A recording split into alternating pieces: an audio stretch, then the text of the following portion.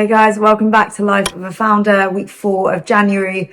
I've had a bit of a crazy week, so I took about 3 days off work, and I literally lived my Endorse Me life. So if I was running the company full time, I hosted an event on Wednesday, which went amazingly well, got my social media out there, managed to get a lead from it, which was great, and had that meeting on Friday.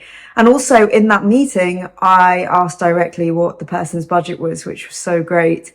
So it's been a really positive week. So going back to the start, I was very burnt out last weekend. I'd been working a lot in my day job, but I think it kind of stems from something else and me just putting everything into that. But what I did this week is I kind of flipped that script slightly, because I took the days off. So on Wednesday, I actually hosted a roundtable. Now, if you are someone like me who has a startup but doesn't have any money to really fund anything, I think that roundtables are the way to go. They're just small events really, where you kind of sit down with 4 to 8 people who are within the industry and you discuss a specific topic. Now, the reason this is good is because you can get content from it, you can network from it, but you can also just focus on spreading your message. Granted, it's something that I need to work on, is kind of weaving in the Endorse Me message into a roundtable. But what did happen is that I built some really, really strong contacts, and it actually has led on to a lead coming from it, which was great. So just so you know what happened, posting after the roundtable is key, and keeping that momentum up is everything. So I posted on my LinkedIn page, tagged everybody in it, sent the attendees the pictures so that they could post as well. They actually ended up reposting my post, which was epic. And then what happened from there is that somebody contacted me and said they wanted to talk as they thought about me for some influencer thing. Now that is the bit that is really important for me. They thought of me when it came to influencer marketing. I'm going to say it one more time. They thought of me. And that's what happens with clever marketing, is that they will think of you and they'll think, oh, Sophia does that. And it's finding that link and spreading that right message so that they do think of you. So that was really epic. And I had the meeting on Friday. Granted, it was a funny one because love the concept, but they want to pay me in commission, which is not what we do. Endorse Me is a standalone platform. It's cutting edge tech. That's what drives the efficiency of influencer marketing. We're cutting out all the middlemen that's needed, and we're just this one solution where you can do everything. So we're not responsible for the performance of the influencer. We are facilitators in this wheel, or this cog, if you will. And so I am going to go back and say no, just because we typically work on a monthly SaaS fee.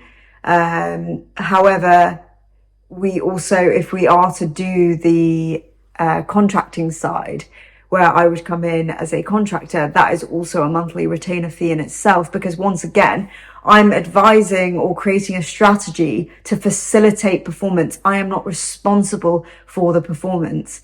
If I was responsible for the performance, that would be different, but the influencer is responsible for the performance. And that's the thing about Endorse Me. We are not responsible for the performance of the influencer. We are responsible for all the elements before and after. We facilitate success, but we're not responsible for it.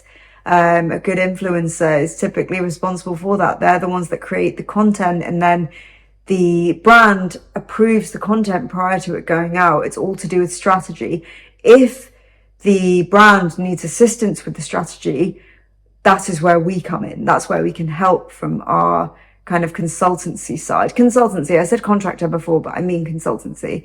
But again, it would work like a contractor in the sense that we would come in for a certain period of time on a consultancy basis, and they would pay us a retainer fee.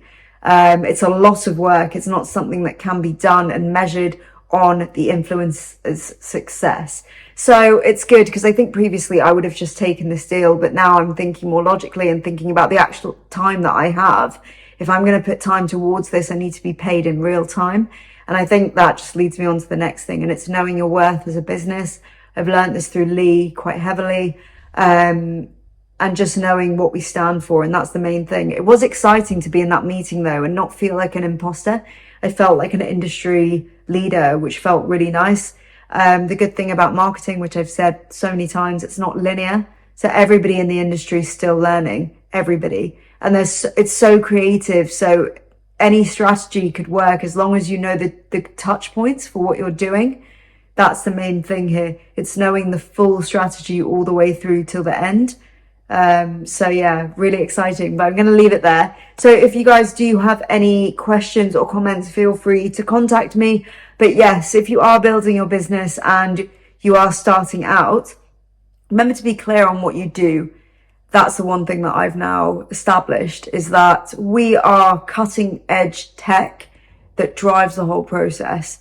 Then if they need some strategic help, we have a consultancy that can support that, but it's an add-on service. So I'm very clear on what we do, and it's been a long process of me getting there, but it's also really exciting, and I'm kind of ready to go now. I'm ready to start. And yeah, thank you so much, and I will see you next week. Bye guys. Bye.